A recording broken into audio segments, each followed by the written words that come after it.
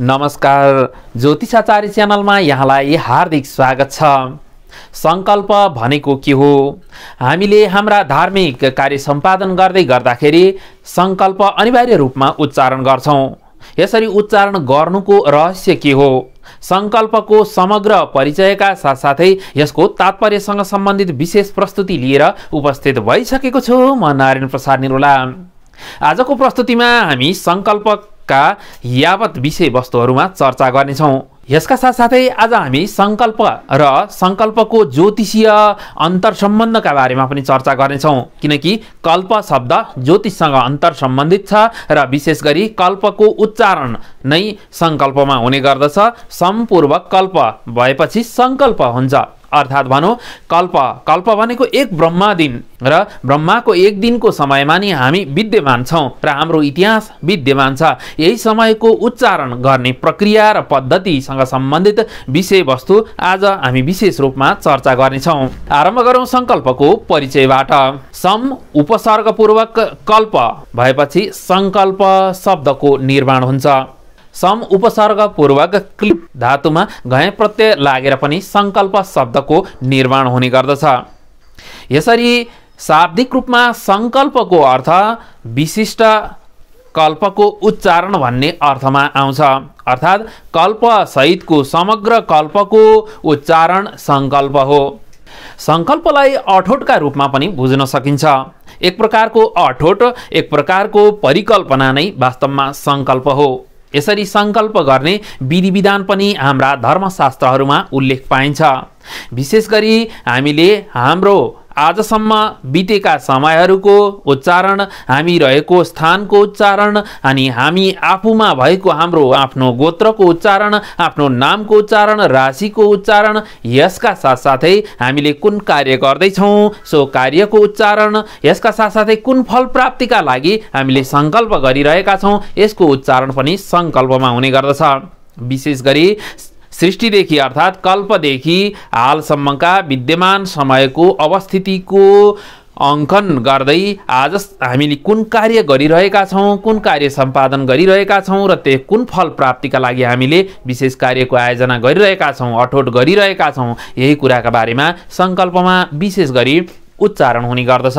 संकल्प मानसिक रूपमा हुने गर्दछ। सर्वप्रथम हामी जब निद्राबाट उठ्छौँ त्यसपछि हामी कुनै न कुनै एउटा संकल्प लिएका हुन्छौँ। कुनै न कुनै कार्यका लागि हामी अग्रसर रहन्छौँ। मनमा नै कुनै न कुनै प्रकारको एउटा संकल्प अर्थात् अठोट गरिरहेका हुन्छौँ।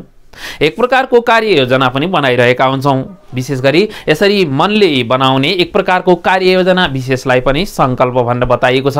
विशेष गरी आजको प्रस्तुतिमा हामी मनको अठोट भन्दाखेरि पनि धार्मिक रूपमा संकल्पको उच्चारण किन गरिन्छ, यो संकल्पको उच्चारण गर्दाखेरि के लाभ हुन्छ भन्ने बारेमा नि विशेष केन्द्रित रहनेछौँ। संकल्प दुई प्रकारका हुन्छन्, मानसिक र वाचिक। मनमा नै उच्चारण गरिएको संकल्प मानसिक हो भने वचनपूर्वक उच्चारण गरिएको संकल्प वाचिक संकल्प हुन्छ। मानसिक संकल्प र वाचिक संकल्पमा के फरक छ भने वाचिक संकल्पमा कल्पसहितको उच्चारण हुन्छ भने मानसिक संकल्पमा चाहिँ त्यो कल्पको उच्चारण त्यसमा हुँदैन, मनमा नै एक प्रकारको अठोट मात्र रहने गर्दछ। यसैले हाम्रा धार्मिक कार्यको सम्पादनमा वाचिक संकल्पको विशेष महिमा गाइएको छ। यसरी वचनपूर्वक गरिएको संकल्पले हाम्रा पुरुषार्थ सिद्धि अर्थात् धर्म, अर्थ, काम, मोक्ष यी चार प्रकारका हाम्रा पुरुषार्थहरू छन्, यी सिद्धि हुन्छ, हाम्रो अभिष्ट फल प्राप्ति हुन्छ भन्ने धर्मशास्त्रीय मान्यता रहेको छ। यही मान्यताका आधारमा नै हामीले संकल्पको सम्पादन गर्ने गर्दछौँ। तन्मे मनः शिव संकल्पमस्तु भनेर वेदमा पनि संकल्पको उच्चारण गरिएको छ। अर्थात् साम सदा शिवजी प्रति समग्र कल्याणको प्रार्थना गरिएको छ, संकल्प गरिएको छ। यसरी वैदिक युगदेखि नै संकल्पका प्रक्रमहरू उपक्रमहरू चल्दै आएका छन्। अब यो संकल्प कसरी गर्नुपर्दछ भन्ने बारेमा पनि पुरस्चरण विधिमा संकल्पको विधि यसरी बताइएको छ। संवत्सरायणे मास पक्ष पञ्चाङ्गमेव च नवग्रह स्थितिं दस्र भागं मुहूर्तकत्विति स्वदेश भेदास्तत्तुल्यान् कामना सहितान् वदेत् द्वीपे मुके मुके खण्डे मुके वर्षेण निवृत्ति अमुके चामुके पक्षे गोत्र प्रवरमुच्यते स्वनाम जातिनामान्तम द्विजाक्षरम च वर्म च भनेर कुश तिल जल हातमा लिएर कामना सिद्धिका लागि संवत्सर अयन पक्ष ग्रह स्थिति देश ठाउँ नाम गोत्र प्रवर अनि गर्ने कार्य र फलको उच्चारण गर्ने विशिष्ट विधिलाई संकल्प भनेर पुरस्चरण विधि भन्ने धार्मिक ग्रन्थमा उल्लेख गरिएको छ। हरेक धार्मिक कार्यको थालनी संकल्पपूर्वक गर्ने विधान रहेको कुरा यसरी तिथ्यादि तत्त्वमा उल्लेख गरिएको छ।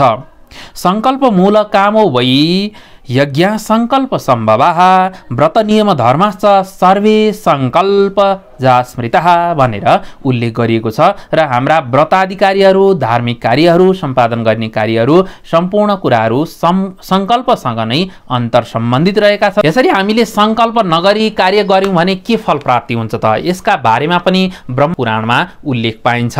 संकल्पेन विना राजन यत्किञ्चित् कुरुते नर फलम चालपाल्पकम तस्य धर्मस्याध्यक्षयो भवेत् भनेर बताएको छ।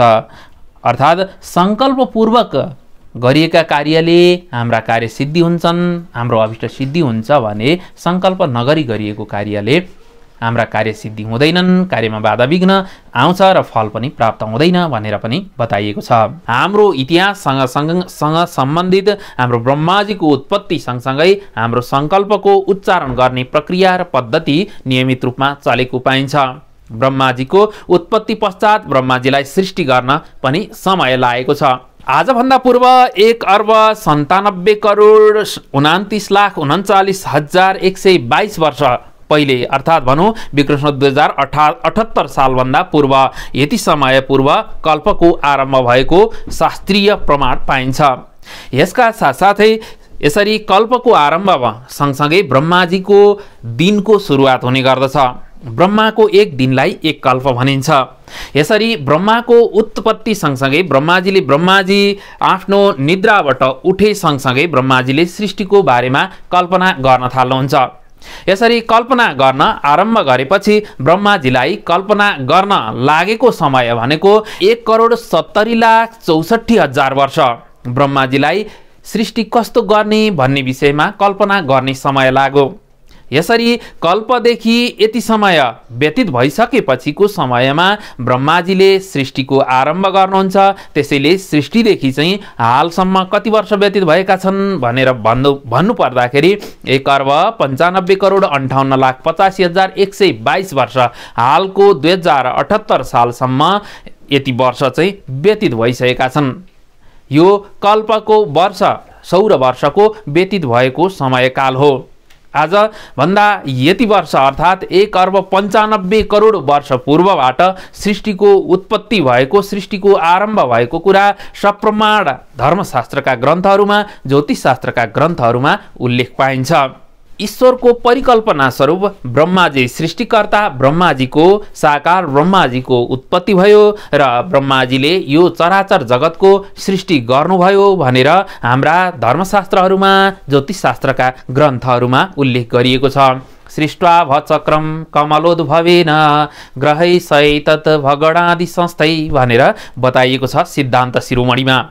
ब्रह्माजीले सम्पूर्ण यो चराचर जगतलाई एउटा सृष्टि गर्नुभयो। सर्वप्रथम यसरी सृष्टि गरिसकेपछि एउटा गति प्रदान गर्नुभयो र यो चराचर जगतका सम्पूर्ण ग्रहमण्डल यो आकाश मण्डलमा जति पनि ग्रह ताराहरू रहेका छन् यी सम्पूर्ण ताराहरूलाई एक प्रकारको गति प्रदान गर्नुभयो र यो चराचर जगत नियमित रूपमा चलिरहेको छ र हामी पनि विद्यमान रूपमा यसै गरी नै चलिरहेका छौँ। यही उपक्रम नै संकल्पमा पनि जोड्ने गरिन्छ। सृष्टिको उत्पत्तिदेखि अर्थात् भनौँ ब्रह्माजीको उत्पत्तिदेखि सृष्टि पूर्व पनि ब्रह्माजीको उत्पत्तिदेखि कल्पको आरम्भदेखि हालसम्म के कति समय व्यतीत भयो भन्ने कुराको सप्रमाण उच्चारण सर्वप्रथम संकल्पमा हुने गर्दछ। यसरी संकल्पलाई परिपूर्णता प्रदान गर्नका लागि, फल सिद्धिदायी बनाउनका लागि संकल्पको उच्चारण हामीले गर्ने गर्दछौँ। यसरी संकल्प उच्चारण गर्दै गर्दा ब्रह्माजीको अर्थात् हाम्रो इतिहासको बारेमा उल्लेख हुने गर्दछ। सर्वप्रथम हामीले सृष्टिकर्ता ईश्वरको बारेमा, ईश्वरको स्मरण गर्दछौँ। विष्णुहुरोम विष्णुहुरोम विष्णु भनेर हामीले 3 पटक विष्णु भगवान अर्थात् सृष्टिकर्ता चाहिँ परमात्मा परमेश्वरको उच्चारण गर्दछौँ। निराकार स्वरूप ईश्वर ब्रह्मतत्वको आह्वान गरिसकेपछि श्रीमद् भगवतो महापुरुषस्य विष्णुराज्ञया श्री ब्रह्मणो द्वितीय परार्धे भन्दा हामी सर्वप्रथम उच्चारण गर्ने गर्दछौँ। यसरी उच्चारण गर्दै गर्दा हामीले परमात्मा ईश्वरको अनुकम्पाले सृष्टि भएको यो चराचर जगतमा ब्रह्माजीको कति समय व्यतीत भयो भन्ने कुरा सर्वप्रथम उल्लेख गरिन्छ। ब्रह्माजी अहिले 51औं वर्षमा चलिरहनु भएको छ। यसैले ब्रह्मणो द्वितीय परार्धे भनेर भनिन्छ। पूर्वार्ध भनेको 50 वर्ष पहिले र परार्ध भनेको 50 वर्ष उत्तर। ब्रह्माजीको 1 दिन बराबर हाम्रो 1 कल्प हुने गर्दछ र यसरी ब्रह्माजीको 1 वर्ष पुगिसकेपछि यो ब्रह्माण्ड, यो चराचर जगत चाहिँ लय हुन्छ, विलय हुन्छ र पुनः फेरि सृष्टिको आरम्भ हुन्छ। एवं क्रमले अर्का ब्रह्माजीको चाहिँ फेरि ईश्वरबाट पुनः कल्पना हुन्छ, पुनः उत्पत्ति हुन्छ र पुनः सृष्टि हुन्छ। एवं क्रमले यो चराचर जगत चलिरहन्छ भन्ने कुराका बारेमा हाम्रा शास्त्रीय ग्रन्थहरूमा, ज्योतिष शास्त्रका ग्रन्थहरूमा उल्लेख पाइन्छ। ब्रह्मणो द्वितीय परार्धे भनेर ब्रह्माजीको हालसम्मको समयलाई सर्वप्रथम उल्लेख गरिन्छ। ब्रह्मणो द्वितीय परार्धे। त्यसपछि श्री श्वेत वराह कल्पे भनेर उच्चारण गरिन्छ। श्वेत वराह कल्प भन्नुको मतलब ब्रह्माजीको अहिलेको 1 दिनको समयलाई श्वेत वराह कल्पका रूपमा लिइन्छ। यो समय भनेको अहिले ब्रह्माको जुन अहिलेको समय चलिरहेको छ यो समयलाई श्वेत वराह कल्प भनिन्छ। यसैले श्वेत वराह कल्पे, श्री श्वेत वराह कल्पे भनेर यो ब्रह्माजीको अहिलेको समय, ब्रह्माजी जुन अहिले कल्पमा हुनुहुन्छ त्यो कल्पको नाम भनेको श्वेत वराह कल्प हो। ब्रह्माजीका 30 वटा दिनका प्रत्येक दिनका छुट्टा छुट्टै नाम रहेका छन्। ब्रह्माजी अहिले 51 वर्षको पहिलो महिनाको पहिलो दिन श्वेत वराह कल्पमा हुनुहुन्छ, अर्थात् उहाँको आयु त्योसँग सम्बन्धित छ। यसैले गर्दा हामी श्री श्वेत वराह कल्पे भनेर उच्चारण गर्छौँ। प्रत्येक 30 दिनको फरक फरक नाउँ रहेको छ, जो हामी अहिलेको वर्तमानको समयको कल्पको नाम श्वेत वराह कल्प हो। 1 दिन कल्प भनेको ब्रह्माजीको 1 दिन। यसैले श्वेत वराह कल्पे भनेर हामीले संकल्पमा उच्चारण गर्दछौँ। यसरी उच्चारण गर्नुको रहस्य पनि वास्तवमा यही नै हो। यसरी श्वेत वराह कल्प अन्तर्गत पनि 14 वटा मनु हुने गर्दछन्। यस्ता मनु पनि 14 वटा मनु अन्तर्गत पनि अहिले श्वेत वराह कल्प अन्तर्गतका 6 वटा मनु व्यतीत भइसकेका छन् र अहिले 7औं मनु चलिरहेको छ। यसैले गर्दा हामी वैवस्वत मन्वान्तरे भनेर उच्चारण गर्छौँ, किनकि अहिले हामी वैवस्वत मन्वान्तर अन्तर्गत चलिरहेका छौँ। 6 वटा मनु व्यतीत भइसकेका छन्। यसरी 14 वटा मनु व्यतीत भइसकेपछि 1 कल्प हुन्छ र 1 मनुभित्र 71 वटा महायुग हुन्छन् र 1 महायुगभित्र 4 युग हुन्छन् र 4 युग अन्तर्गत एउटा कलियुगको 4,32,000 मान बताइएको छ। 4,32,000लाई 2 ले गुणन गर्दा द्वापर युगको मान आउँछ। यसैलाई 3 ले गुणन गर्दाखेरि त्रेतायुगको मान आउँछ र यसैलाई 4 ले गुणन गर्दाखेरि सत्ययुगको मान आउँछ। यसरी 4 युगको मानलाई जोड्दाखेरि 43,20,000 वर्ष हुन आउँछ। यही 43,20,000 वर्षका 71 वटा चक्र चलिसकेपछि 71 चोटि 43,20,000 वर्ष व्यतीत भइसकेपछि 1 मनु हुन्छ र यसरी यी मनु 14 मनु व्यतीत भइसकेपछि ब्रह्माको 1 दिन हुन्छ भनेर बताइएको छ। यसैगरी अहिले हामी यस्तै यो 7औं वैवस्वत 6 वटा मन्वन्तर व्यतीत भइसके भने 7औं मन्वन्तरको वैवस्वत मन्वन्तर अन्तर्गत 28तमे भनेको 27 वटा महायुग व्यतीत भइसके र 28औं महायुगको पनि सत्य त्रेता द्वापर पनि व्यतीत भइसके र कलियुगका पनि 5122 वर्ष 2078 सालसम्म व्यतीत भइसकेका छन्। अर्थात् भनौँ हामी कलियुगको प्रथम चरणमा छौँ। त्यसैले गर्दा सत्य त्रेता द्वापरान्ते सत्य त्रेता द्वापर पनि सकियो, त्यसपछि कलियुगे भन्न भन्छौँ। कलि प्रथम चरणे, कलिको प्रथम चरण अहिले वास्तवमा कलियुगको प्रथम चरण छ। अहिले 4,32,000 मध्ये अहिले 5,000 वर्षको हाराहारीमा हामी 5,122 वर्षमा अहिले विद्यमान छौँ भने यो पहिलो चरण हो। यसैले हामी कलियुगस्य प्रथम चरणे भनेर हामीले अब कल्पदेखि भनौँ ब्रह्माजीको दिनको उत्पत्तिदेखि हालसम्मका दिनहरूको यसरी परिगणनाका बारेमा सङ्कल्पमा सर्वप्रथम उच्चारण हुने गर्दछ र यो उच्चारण हुन्छ। अब हामी कुन संवत्सरमा छौँ भन्ने कुराका बारेमा अब हामी सङ्कल्पमा उच्चारण गर्छौँ। अब अहिले जुन भनौँ 2078 सालमा राक्षस नामको संवत्सर चलिरहेको छ। त्यसैले सत्य त्रेता द्वापरान्ते कलियुगे, कलियुगसम्मको भयो, कलि प्रथम चरणे पहिलो चरण भयो।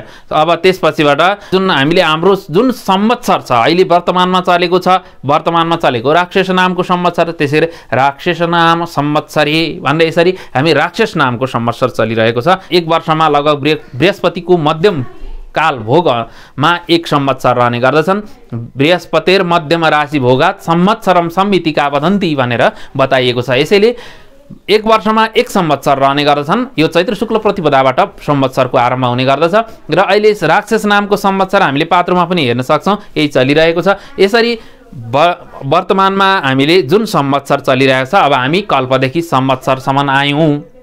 अब त्यसपछिबाट संवत्सरको उच्चारण भइसकेपछि अब सूर्य उत्तरायण छन् कि दक्षिणायन छन् भन्ने कुराको बारेमा उच्चारण हुने गर्दछ। अब उत्तरायणमा छन् भने श्री सूर्य उत्तरायणे, दक्षिणमा छन् भने श्री सूर्य दक्षिणायने। हामीले उत्तरायण र दक्षिणायनको बारेमा अब सूर्य कुन अयनमा अहिले विद्यमान छन् भन्ने कुरा हाम्रो वर्तमान समय अनुसार हुने गर्दछ र माघदेखि असारसम्म, असार महिनासम्म चाहिँ उत्तरायण हुन्छ भने साउन सङ्क्रान्तिदेखि पौष मसान्तसम्म चाहिँ दक्षिणायन हुने गर्दछ। यसरी हाम्रो जुन समयको बारेमा जुन दिनको बारेमा उच्चारण गर्छौँ त्यही दिनको हामीले उत्तरायण छ भने उत्तरायणी, दक्षिणायन छ भने श्री सूर्य दक्षिणायनी अथवा श्री सूर्य उत्तरायणी भनेर अयनको बारेमा सर्वप्रथम हामीले चर्चा गर्छौँ। त्यसपछि अब कुन ऋतु छ त्यसको बारेमा हामी अब वसन्त ऋतु छ भने वसन्त ऋतु भनेर हामीले उच्चारण गर्छौँ। जुन ऋतु छ त्यही उच्चारण गर्छौँ। त्यसपछिबाट ऋतुको उच्चारण भइसकेपछि सङ्कल्पमा अब त्यसपछि कुन महिना हो, महिनाका बारेमा अब हामी प्रवेश गर्छौँ। कुन महिना छ, अब सौरमास र चान्द्रमास हामीलाई महत्त्वपूर्ण रहन्छन् र सौरमासमा कुन चलिरहेछ, चान्द्रमासमा कुन चलिरहेछ। अब कहिलेकाहीँ सौरमासमा वैशाख चलेर चान्द्रमा चैत्र पनि चलेको हुनसक्छ।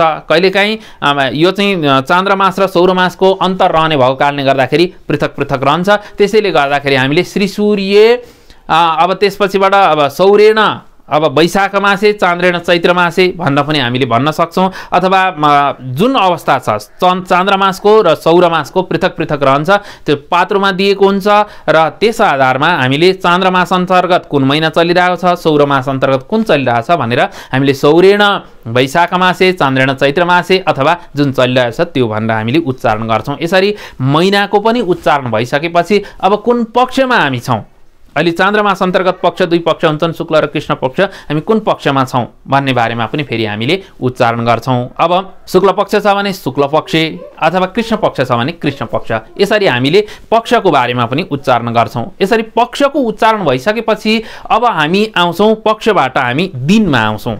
अब दिन तिथि कुन छ त, कुन तिथिमा छ, अब कुन तृतीया छ, द्वितीया छ, अब जुन तिथि छ, अब प्रतिपदायाम शुभ पुण्यतिथौ अथवा द्वितीयायाम शुभ पुण्यतिथौ भनेर अब तिथिको उच्चारण गर्छौँ। तिथि उच्चारण गरिसकेपछि अब हामी पञ्चाङ्गको उच्चारण, तिथि सँगसँगै पञ्चाङ्गहरू आए। अब बार के छ, बारको बारेमा उच्चारण गर्छौँ हामी। कुन बार छ, रविवासरान्वितायाम अथवा रविवासरी भनेर अथवा भौमवासरी अथवा सोमवासरी, जुन बारका दिन हामी सङ्कल्प गर्दैछौँ त्यही बारको बारेमा हामीले उच्चारण गर्छौँ। बारको उच्चारण भइसकेपछि अब कुन नक्षत्र छ त्यो नक्षत्रको, कुन करण छ त्यो करणको, कुन योग छ जुन दिन हामीले सङ्कल्प गरेछौँ त्यो योगको बारेमा पनि हामीले पञ्चाङ्गका सम्पूर्ण कुरा उच्चारण गर्छौँ। यसरी पञ्चाङ्गको पनि उच्चारण गरिसकेपछि अब सूर्य कुन राशिमा छन्, हामी कुन आकाश मण्डलमा सूर्यको अवस्था कुन राशिमा छ, अब मेष राशि स्थित श्री सवितरी अथवा सूर्य वृष राशिमा छन् वृष राशि स्थित श्री सवितरी। आकाश मण्डलको पनि अब हामीले समग्र परिकल्पना गर्छौँ। किन अहिले वर्तमानमा हामी सङ्कल्प गरिरहेका छौँ भने आकाशीय अवस्थिति के छ यसको बारेमा पनि सङ्कल्पमा उच्चारण हुने गर्दछ। जस्तो कि श्री सूर्य अब के मेष राशि स्थित सवितरी। अब चन्द्रमा कुन राशिमा छन्, वृष राशि स्थिते चन्द्रमसी भनेर एवं क्रमले कुन राशिमा चन्द्रमा छन् चन्द्रमाको पनि उच्चारण गर्छ। अब देवगुरु भने बृहस्पति कुन राशिमा छन् त्यसको पनि मकर राशिमा छन्, कुम्भ राशिमा छन्, कुम्भ राशि स्थिति देवगुरु। अब अरू ग्रहहरूको पनि उच्चारण हुन्छ, जुन जुन ग्रह जुन जुन राशिमा छन् प्रत्येक ग्रहको राशिको उच्चारण गर्नुपर्छ। कतिपय अब हाम्रा सङ्कल्पहरूमा विशेष गरी सूर्य चन्द्रमा र बृहस्पतिको मात्र उच्चारण पनि हुने गर्दछ। अन्येषु ग्रहेषु यथा यथा राशि स्थान स्थितेषु भनेर पनि बताइन्छ। भन्नु अरू ग्रहहरू जहाँ जहाँ छन् त्यहीँ भएको बेलामा भन्ने अर्थ हो। तर हामीले उच्चारण गर्दै गर्दाखेरि सम्भव भएसम्म जुन जुन राशिमा छन् यिनीहरूको उच्चारण पनि गर्दाखेरि हुन्छ। र सामान्यत रूपमा हाम्रो प्रचलनमा चाहिँ सूर्य चन्द्रमा र बृहस्पतिको विशेष उच्चारण हुने गर्दछ। यसरी आकाशीय परिवृत्तलाई पनि सबैलाई चाहिँ समेटेर कल्पदेखि ब्रह्माजीको सृष्टिदेखि ब्रह्माजीको उत्पत्तिदेखि हालसम्मका दिनहरूको बारेमा हामीले समग्र रूपमा सर्वप्रथम आजको दिनसम्म आकाशीय ग्रह स्थिति के छ र ब्रह्माजीको उत्पत्तिदेखि अर्थात् ब्रह्माजीको कल्पदेखि हालसम्मको अवस्था के छ भन्ने कुरा सर्वप्रथम उच्चारण हुन्छ। यसरी आकाशीय अवस्थितिलाई उच्चारण गरिसकेपछि हाम्रो अब आरम्भ हुन्छ हाम्रो देशको स्थिति के हो, हामी कुन ठाउँमा छौँ, हामी पृथ्वीको कुन स्थानमा छौँ भन्ने बारेमा अब हाम्रो उच्चारण सुरु हुन्छ। हाम्रो पौराणिक व्यवस्था अनुसार चाहिँ विभिन्न वर्षहरू र खण्डहरू रहेका छन्।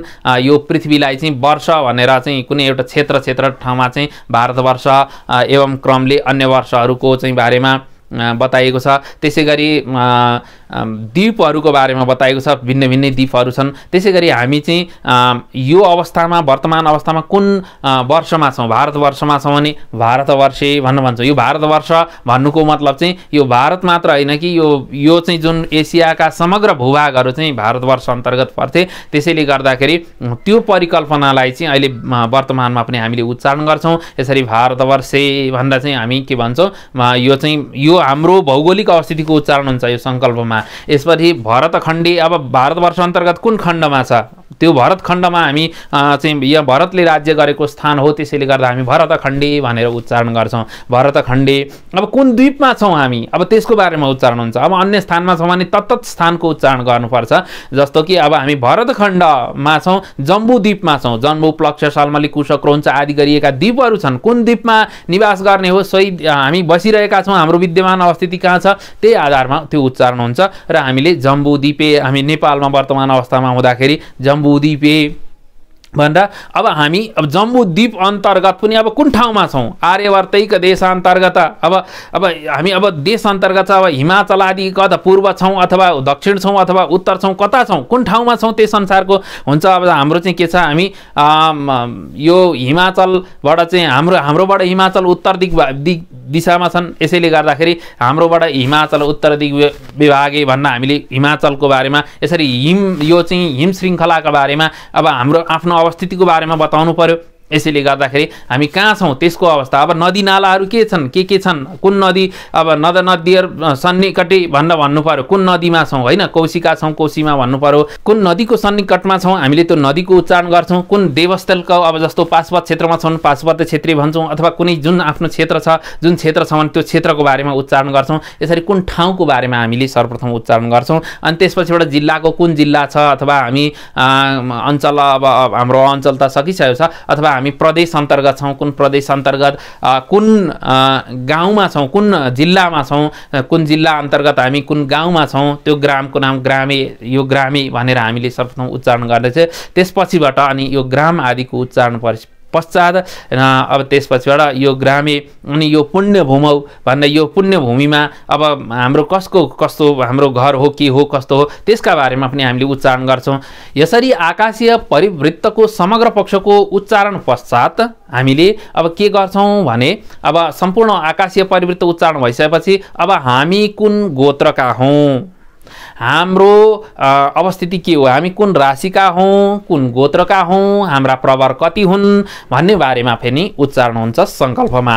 किनकि हामीले आफूले आफ्नो अभिष्ट सिद्धिका लागि सङ्कल्प उच्चारण गरिरहेका हुन्छौँ। यसैले गर्दा हाम्रो गोत्र हाम्रो नाम, हाम्रो राशि, त्यसपछिबाट हाम्रो प्रवर, यी कुराहरूको उच्चारण हुने गर्दछ। त्यही कुरालाई नै सर्माहम वर्माहम अथवा ती सबै कुराहरू जसरी उच्चारण हुन्छन् ती कुराहरूलाई उच्चारण गरिन्छन् भन्नु। यसरी हाम्रो समग्र भूगोलको कल्पदेखि हालसम्मका दिनहरूको भूगोलको, त्यसपछिबाट हाम्रो वर्तमानको अवस्थितिको बारेमा अङ्कन गरिसकेपछि हामीले कुन कामना सिद्धिका लागि हामीले सङ्कल्प गर्दैछौँ त्यसको बारेमा उच्चारण हुने गर्दछ।